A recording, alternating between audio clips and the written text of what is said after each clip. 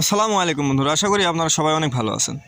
তো বন্ধুরা, বেগুন চাষে এখন চাষিরা যে সবচেয়ে বড় সমস্যার সম্মুখীন হচ্ছে সেটা হলো বেগুনের পাতা কিন্তু যেমন হলুদ হয়ে যাওয়া। তো বর্তমান কৃষকরা এই সমস্যাটির সম্মুখীন বেশি হচ্ছেন। তো আজকের পর্বে আলোচনা করব বেগুনের এই পাতা হলুদ হয়ে যাওয়ার কারণ এবং এর সমাধান নিয়ে। তো বন্ধুরা, মূলত এই রোগটি হচ্ছে ভাইরাস কিন্তু দুই ধরনের হয়ে থাকে। একটা হচ্ছে খুদে পাতা, একবারে কুকড়ি হয়ে যায় পাতা, একবারে মাথায় একবারে ছোটো ছোটো পাতা বের হয়। আর আরেকটি ভাইরাস হলো যে এই পাতাতে হলুদ হয়ে যাওয়া, যেটা হচ্ছে খুদে পাতা ভাইরাস বা তুলসী রোগ, সেটা হচ্ছে কিন্তু বেগুন হচ্ছে একবারে ছোটো ছোটো বেগুন ধরে গুটি হয়ে যায়। কিন্তু এই ভাইরাসে কিন্তু বেগুন ধরলেও এটা দেখতে পাচ্ছেন বন্ধুরা, এই গাছে কিন্তু ভাইরাস লেগেছে, এটা দেখতে পাচ্ছেন, এটা কিন্তু হলুদ, কিন্তু এটা দেখতে পাচ্ছেন গাছে কিন্তু বেগুন আছে, ভালো বেগুন, এটা ভালোই স্বাভাবিক বেগুন। তো আরেকটি যে হচ্ছে খুদে পাতা বা তুলসী রোগ লাগে, সেটা হচ্ছে বেগুন কিন্তু স্বাভাবিক বেগুন হয় না, কুকড়া বেগুন হয়। তো এখন কথা হলো যে এই রোগের হচ্ছে কারণ কী এবং সমাধান কী। তো বন্ধুরা, এটি মূলত হচ্ছে বাহক পোকার আক্রমণে বেশি হয়ে থাকে।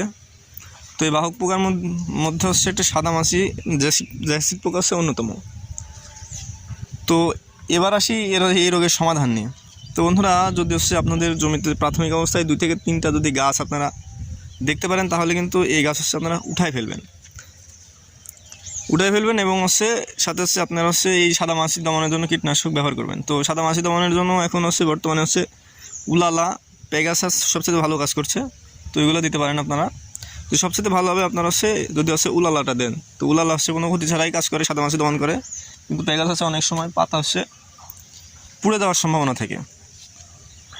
তো যদি হচ্ছে আপনারা দেখেন যে আপনাদের হচ্ছে সমস্ত জমিতেই এই রোগটি ছড়াই গেছে, তাহলে এক্ষেত্রে কিছু করার নাই, আপনারা হচ্ছে হতাশ হবেন না।